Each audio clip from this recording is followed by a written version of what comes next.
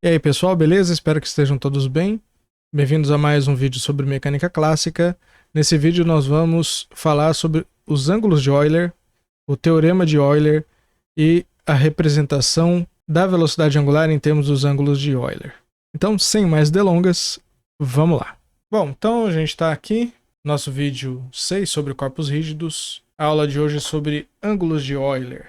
Os ângulos de Euler são uma forma de representar a configuração mais geral possível de um corpo rígido. Para a gente compreender como é que a gente pode fazer isso de diversas formas possíveis, eu vou falar um pouquinho sobre composição de rotações. Nos vídeos passados, eu citei o fato de que rotações compõem um grupo, e especificamente rotações em 3 dimensões compõem um grupo que é chamado SO3, que é o grupo de matrizes ortogonais de determinante 1 3x3. E quais são as propriedades que me definem um grupo, ou especificamente o grupo de rotações? Bom, as propriedades gerais do grupo são a existência da identidade, a existência da transformação inversa, e nós temos a propriedade de grupo, em que a composição de duas transformações forma uma transformação do mesmo tipo.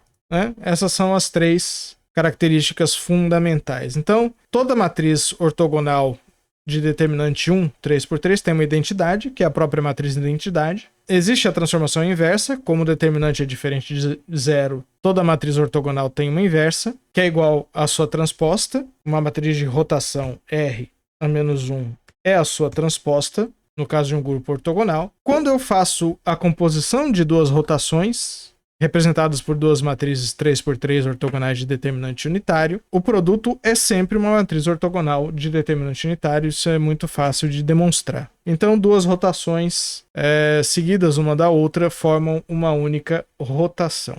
A grande questão da composição de rotações é que toda rotação em R3 pode ser decomposta em 3 rotações distintas. E isso significa que nós podemos alcançar qualquer configuração de um corpo rígido a partir de uma configuração inicial, a partir de 3 rotações. Muitas vezes a gente pode ir na intuição, fazer uma rotação no eixo X, depois uma no eixo Y, depois outra no eixo Z. Essa é uma forma muito comum de definir geradores de transformações em teorias de grupo, mas aqui nós vamos utilizar 3 rotações que definem os famosos ângulos de Euler. Então a ideia é que eu vou decompor a orientação de um corpo rígido em determinado instante de tempo em 3 rotações em comparação com uma configuração inicial. Para fazer isso, lembre-se que nós estamos utilizando 2 sistemas de coordenadas. No caso, 2 sistemas de eixos. Nós temos as coordenadas inerciais, que eu vou chamar de coordenadas x. Então eu tenho x1, x2, x3. E nós temos as coordenadas locais, que nós chamamos de coordenadas y, y1, y2, y3. São nas coordenadas inerciais que a gente descreve a segunda lei de Newton, portanto as equações dinâmicas de cada ponto são escritas nesse sistema, e as coordenadas locais formam um sistema de coordenadas que tem eixos fixos no corpo rígido. Então esse sistema de coordenadas locais ele é não inercial. A gente pode escolher esses 2 sistemas, de forma que o sistema de coordenadas x, em um determinado ponto, ele tenha origem num pivô do corpo rígido. Então nós vamos supor que esse sistema x aqui tem origem em um pivô do corpo rígido em um tempo t igual a t0. Em t igual a t0, nós vamos supor o sistema de coordenadas x é igual ao sistema de coordenadas y. Tem um tempo em que os 2 sistemas de coordenadas coincidem, Essas são as regras que nós colocamos lá para trás. E aí, quando o tempo passa, o corpo rígido desenvolve seu movimento, então ele vai transladar com relação ao sistema x e vai rodar com relação ao sistema x. Se eu ignorar o movimento de translação, posso fazer com que o sistema de coordenadas x vá acompanhando o pivô do corpo rígido, sempre posso fazer isso. O que me resta é um movimento de rotação. Esse movimento de rotação eu vou descrever através de 3 rotações especiais. Primeiro a gente vai ter que dizer qual é a configuração inicial de eixos, e aí depende do sistema de coordenadas original x. Eu vou chamar esses eixos de EI.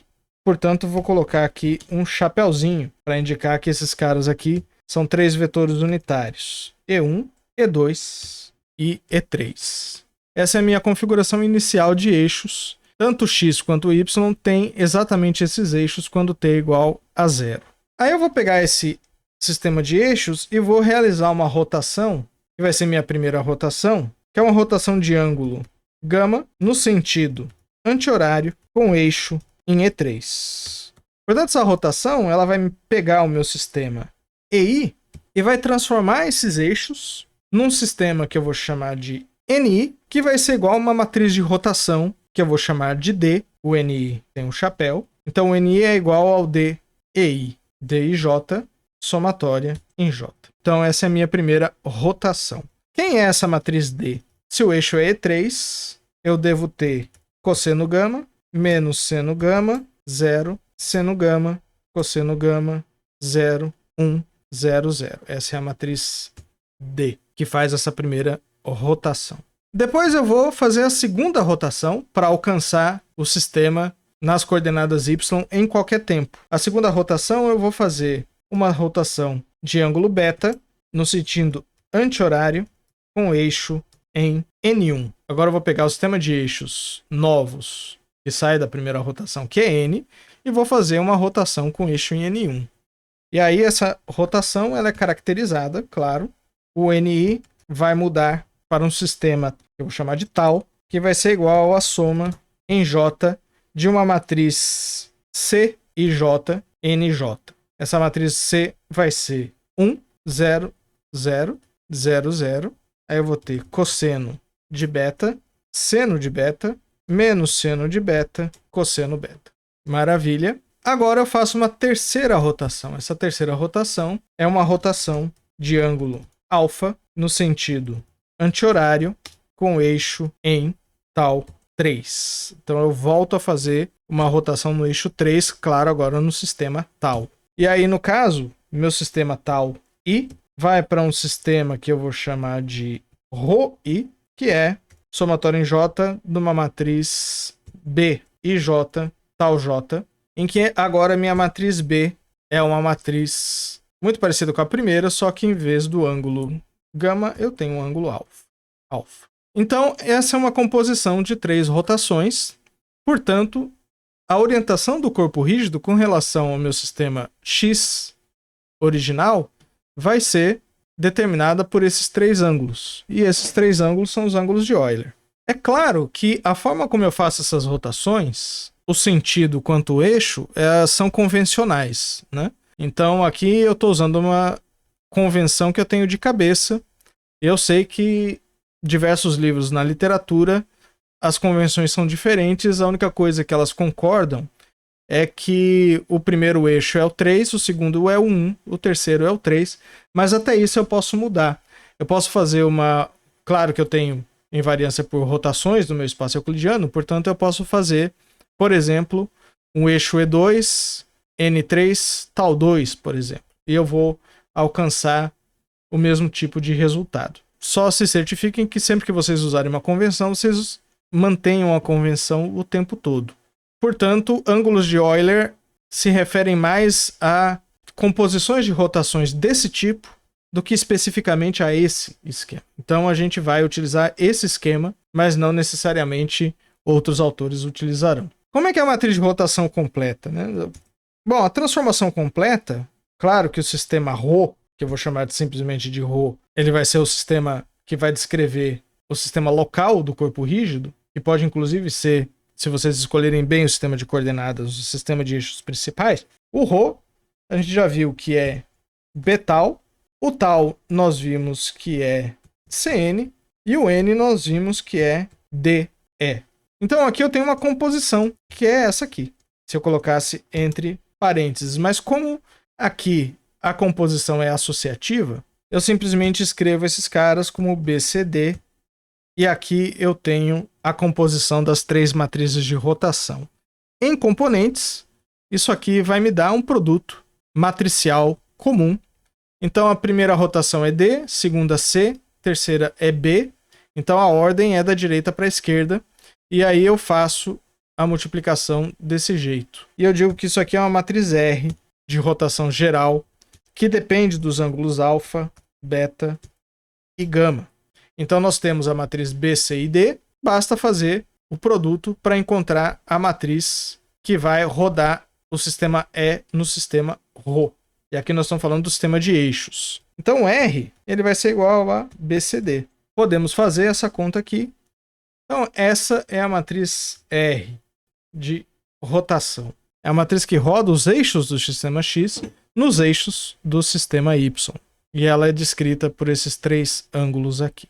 Vamos deixar o exemplo para depois. Bom, vamos falar agora de um teorema que é atribuído a Euler também. Boa parte do desenvolvimento de corpos rígidos é atribuído a Euler. E o teorema é o seguinte: o movimento mais geral de um corpo rígido com um ponto fixo é uma rotação sobre um único eixo. Qual que é o significado do teorema? O significado do teorema é que existe um vetor, que eu vou chamar de K, chapéuzinho aqui em cima, mas ele não precisa ser unitário. Aqui nesse caso, ele será unitário. Então, existe um vetor K, tal que a ação de uma matriz de rotação R é dada por, aí eu vou dizer, o R atuando em K tem que ser igual a K. E aí a gente diz que esse eixo K, ou esse vetor K, ele é invariante por uma rotação qualquer. Vamos lembrar que já resolvemos um caso muito parecido com esse, que é o problema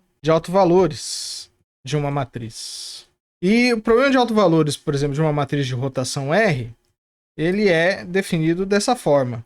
R atuando num vetor U tem que ser igual a uma constante, que eu vou chamar de lambda, vetor U. O que o teorema está me dizendo é que esse vetor K tem que ser um autovetor de R com alto valor 1. Certo? Então o que nós temos que provar aqui é que o eixo de rotação é um autovetor único de R com alto valor unitário, ou seja, igual a 1. Se vocês se lembrarem bem, a condição para que lambda seja um alto valor de R é dada pelo polinômio característico determinante de R menos lambda vezes a identidade, eu vou colocar aqui a identidade em negrito, igual a 0. Portanto, a equação característica que eu preciso obter é essa aqui, determinante de R menos a identidade, igual a 0. Então, é uma maneira muito simples de provar isso aqui, que é usando uma identidade, que é essa aqui, R menos 1, R transposto, é igual a 1 menos R transposto. É simples ver que R multiplicado por R transposto, como R é uma matriz de rotação, dá a identidade, então vai me dar R transposto é a identidade, menos a identidade vezes R transposto, que é igual a R transposto também. O que eu vou fazer? Eu vou pegar essa expressão e vou calcular o determinante. Então, o determinante do lado direito igual ao determinante do lado esquerdo. E vou usar propriedades dos determinantes. O determinante do produto é o produto dos determinantes. O determinante da transposta é igual ao determinante da própria matriz. E o determinante de R é igual a 1, né? Porque, afinal, é uma matriz de rotação. Então, eu tenho aqui que determinante de R menos 1 é igual ao determinante de R de 1 menos R transposto. Essa matriz 1 menos R transposto, eu posso colocar como 1 menos R transposto. E como o determinante da transposta é igual ao determinante da própria matriz, esse cara aqui é o determinante de 1 menos R. E aí eu vou usar uma propriedade que me diz o seguinte, que o determinante de uma matriz qualquer A é igual a menos 1 elevado a N determinante de menos A, em que o N é a dimensão da matriz. Então, como nós temos matrizes 3x3, o que eu vou ter aqui, nessa expressão, vou tirar o intermediário aqui, é que o determinante de 1 menos R é igual a menos o determinante de R menos 1. Então, eu vou repetir aqui embaixo, novamente agora, sem o intermediário. Então, o determinante de R menos 1 é igual a menos o determinante de R a menos 1. Isso implica que o determinante de R menos a identidade é igual a 0. Bom, esse 1 aqui não é o número 1, é a matriz identidade. Então, só corrigindo a minha notação. Então, o determinante de R-1 obrigatoriamente é igual a 0, o que significa que lambda igual a 1 é um de seus autovalores. Portanto, lambda igual a 1 é um alto valor de R. Agora eu vou chamar esse lambda aqui de lambda 3. Vou colocar como o terceiro alto valor. Se isso aqui é verdade, isso significa que ao diagonalizar R, nós vamos obter uma matriz cuja diagonal tem o número 1. A gente sabe que o determinante ele vai ser igual a lambda 1, lambda 2, lambda 3. Como lambda 3 é igual a 1, ele vai ser igual a lambda 1, lambda 2 apenas. E eu sei que o determinante de R, como R é uma matriz de rotação, é igual a 1. Então isso me dá dois cenários. Caso 1, lambda 1 e lambda 2 são reais. E o segundo caso é que lambda 1 e lambda 2 são complexos. Bom, todo número real é complexo, mas o que eu quis dizer aqui é que lambda 1 e lambda 2 são reais puros, ou lambda 1 e lambda 2 são números complexos arbitrários. Vamos supor, como o caso mais geral é que lambda 1 e lambda 2 são complexos, nós vamos supor exatamente esse caso mais geral, e se eles forem reais, o que vai acontecer é que vão aparecer as opções para que esses números sejam reais. Então, o que eu vou fazer agora? Vamos supor um autovetor U de R, cujo autovalor é lambda, mas diferente de 1. Ou seja, o lambda igual a 1 a gente já esgotou. Então, nós vamos supor que existe um autovalor diferente de 1. Então, um vetor com componentes complexas no geral. Números complexos entram aqui porque, no geral, o problema de autovalores dá origem a uma equação característica e as raízes de equações características, na maioria dos casos, são complexas. Então, o que vai acontecer? Por causa dessa condição, RU é igual a lambda U, e esse lambda U eu vou chamar de U', ou seja, é um vetor U transformado por uma rotação. E agora eu vou calcular o módulo ao quadrado de U', que é igual a U' escalar U, que em notação matricial é U' dagger U. Agora eu vou fazer uma digressão aqui, certo? O que é o dagger? O dagger ele é simplesmente a operação de conjugação complexa em conjunto com a transposição. Então vamos supor que eu tenho uma matriz A aqui 3×3, que eu tenho aqui as componentes A11 e A11, A12, A13 e etc. são números complexos. Então eles são da forma AIJ é igual a alfa IJ mais beta IJI, em que I, aqui no caso, não é um índice, ele é a unidade complexa e alfa e beta são números reais. Quem é a dagger? O A dagger é o primo transposto de matrizes complexas. Então o que eu faço? Eu pego a matriz e transponho, ou seja, aqui vai ficar 2, 1, 3, 1. Esse cara é o transposto de A, mas com todo mundo trocado pelo complexo conjugado, que é quando eu troco o I por menos I. Então, o A estrela IJ é igual a alfa IJ menos beta IJ unidade complexa. Lembre-se aqui que o I ao quadrado é igual a menos 1. Essa é a propriedade da unidade complexa. Esse é o dagger. Esse é chamado de conjugação hermitiana também. Bom, voltando aqui, eu quero calcular esse cara aqui, que é o módulo ao quadrado do vetor U complexo. E ele é definido não mais com a transposta, mas agora com a conjugação hermitiana. E aqui, claro, é U'. Então, temos um U' aqui. Isso aqui vai ser igual, vamos colocar aqui um parênteses, como U' é igual a RU, vamos substituir o RU, e aqui eu tenho o RU dagger. Eu tenho a mesma propriedade da transposta, né? A conjugação hermitiana do produto é o produto da conjugação hermitiana trocada com ordem trocada. Então, o dagger, R dagger, RU. Mas R é uma matriz, no geral, uma matriz de rotação real. Então, R dagger R é R transposto R. Isso aqui também vai ser igual a lambda estrela, lambda, o dagger U. R atuando em U vai me dar lambda U, e o lambda U dagger é igual a lambda conjugado o dagger. Agora, como uma rotação preserva a norma dos vetores, isso significa que isso aqui é igual ao lambda, estrela lambda u escalar u. Cada um dos autovalores tem que obedecer essa condição, portanto, ou ele é um número 1, ou lambda é um número complexo unitário. Como a matriz de rotação ela é não degenerada, lambda igual a 1, nós já esgotamos o caso. A gente já concluiu que tem um autovalor 1. Mas os outros autovalores não podem ser 1, senão a matriz é degenerada. Então, o que a gente chega à conclusão de que os outros autovalores, que são lambda 1 e lambda 2, são complexos, unitários.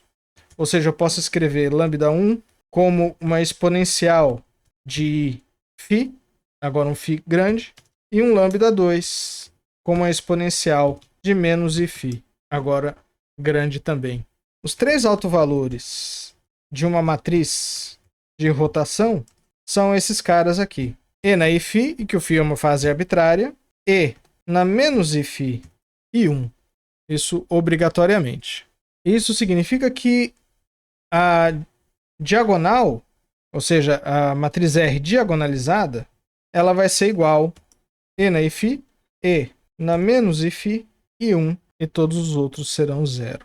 Então, aqui a gente não tem alternativa. Um dos autovalores é 1, portanto seu autovetor é invariante, é o eixo de rotação, e os outros são parametrizados por um ângulo φ, mas vai ter essa cara complexa aqui. E a gente viu também que tudo isso aqui significa que existe uma transformação ortogonal que diagonaliza R. Ou seja, existe uma matriz D, tal que dr d a menos 1 é igual a essa matriz diagonal de R. E existe uma outra propriedade que o traço de qualquer matriz que pertence ao grupo GLN, no nosso caso GL3, tá certo? É invariante por transformações ortogonais. Quem é o traço de uma matriz? O traço de uma matriz A é a soma dos seus termos diagonais. Então, por exemplo, o traço dessa matriz aqui, e só para facilitar a notação eu vou chamar de R', o traço de R', eu somo as diagonais. Então ele vai ser E na φ mais E exponencial de menos φ. Aqui eu tenho a relação também chamada de relação de Euler, incrivelmente, Euler está em tudo, em que esse cara aqui é 2 vezes cosseno de φ. Ou seja, cosseno de φ é E na φ menos E na menos φ sobre 2. Então esse é o traço de R'. Agora, em termos dos ângulos de Euler, nós temos que é uma matriz de rotação geral, nós calculamos aqui em cima, é esse trambolhão aqui. Portanto, se eu calcular o traço dessa matriz, eu vou somar os termos da diagonal principal. Então, eu pego esse cara aqui mais cosseno beta. Só desenvolvendo um pouquinho essa expressão, nós vamos ter aqui menos, aqui eu tenho mais seno alfa, seno gama 1. Então eu tenho cosseno beta mais 1. E aqui eu vou ter cosseno alfa, cosseno gama, né? Cosseno alfa, cosseno gama, 1 mais cosseno beta. Então eu tiro aqui um 1 mais cosseno beta para fora, em evidência. Então eu tenho cosseno alfa, cosseno gama, menos seno alfa, seno gama. Ah, eu errei aqui, tá? É 1 mais, né? Eu tenho 1 aqui e esqueci de somar essa diagonal. Agora, voltando aqui, eu tenho cosseno alfa, cosseno gama, menos seno alfa, seno gama, tem uma identidade trigonométrica. E esse cara aqui é cosseno, essa identidade trigonométrica, cosseno de A mais gama. Então, esse cara aqui, como o traço é invariante, o traço de R' tem que ser igual ao traço de R. Então, φ, alfa, beta e gama, que são os ângulos de Euler, estão relacionados a essa expressão aqui. Dá para trabalhar um pouquinho essa expressão. Eu vou somar 1 em ambos os lados. Então eu tenho aqui um 1 mais cosseno beta, que eu posso colocar em evidência novamente aqui. Então eu tenho 1 mais... A outra relação trigonométrica que nós vamos utilizar é essa aqui. É o cosseno de um ângulo sobre 2 é igual, mais ou menos, raiz quadrada de 1 mais cosseno do ângulo dividido por 2. Esse mais ou menos aqui vai sumir, porque nós vamos elevar esse cosseno ao quadrado. Sai daqui e 2 cosseno ao quadrado do ângulo sobre 2 é 1 mais o cosseno do próprio ângulo. Então essa expressão aqui toda, ela vai resultar no seguinte. Aqui eu tenho 2 vezes 1 mais cosseno φ grande, portanto, isso aqui é igual a 4 vezes cosseno ao quadrado de φ sobre 2. Esse lado aqui eu tenho 1 mais cosseno beta, que vai ser igual a 2 vezes cosseno ao quadrado de beta sobre 2. E aqui eu vou ter, similarmente, 1 mais cosseno ao quadrado de alfa mais gama sobre 2. 2 vezes 2 dá 4. Esse cara cancela com esse. Então nós temos aqui esses ângulos bem definidos. Meu ângulo único com eixo em 1 com único eixo está relacionado aos 3 ângulos de Euler por essa equação aqui. Relação entre φ e os ângulos de Euler. Isso aqui é bom, por exemplo, para vocês entenderem a relação que nós podemos escolher o sistema de coordenadas da maneira como nós quisermos, que é a relação entre uma única rotação e as rotações de Euler, que são dadas por essas equações, por essa equação aqui em cima. Por exemplo, eu posso escolher convenientemente meu sistema de coordenadas, depois que eu faço minha rotação, de forma que o eixo de rotação seja o eixo z. Se esse for o caso, é muito fácil vocês verem que a matriz de rotação é essa, né? Cosseno φ menos seno φ, 0, seno φ, cosseno φ, 0, 0, 0, 1. Claro que aqui eu tenho um dos eixos vai ficar invariante por causa da última linha e da última coluna, e esse eixo é o eixo z, precisamente. Mas se vocês diagonalizarem essa matriz aqui, vocês vão ver que a matriz diagonal dessa matriz vai ser precisamente essa matriz complexa aqui. Então a matriz complexa ela é simplesmente essa aqui especificamente, uma representação complexa de qualquer matriz de rotação com um eixo. Aqui no caso, no eixo é z, escolhido convenientemente. Tudo que falta a gente fazer agora é escrever a velocidade angular em termos dos ângulos de Euler. Nós vamos fazer isso explorando uma propriedade das velocidades angulares. Embora rotações não sejam comutativas, velocidades angulares são aditivas. E, portanto, eu posso pegar velocidades angulares em diferentes ângulos e adicionar. E essa é uma propriedade das rotações infinitesimais, tá certo? Então, eu não vou me ocupar em provar essas alternativas, mas nós vamos fazer uma rotação nos 3 ângulos de Euler de maneira a obter a velocidade angular através da soma das velocidades angulares das 3 rotações de Euler. E isso envolve, claro, a mudança entre o sistema de coordenadas local e o sistema de coordenadas inercial. Então, nós vamos supor o seguinte, que minha velocidade angular total, aí eu vou colocar um vetor aqui, pode ser escrito em 3 componentes.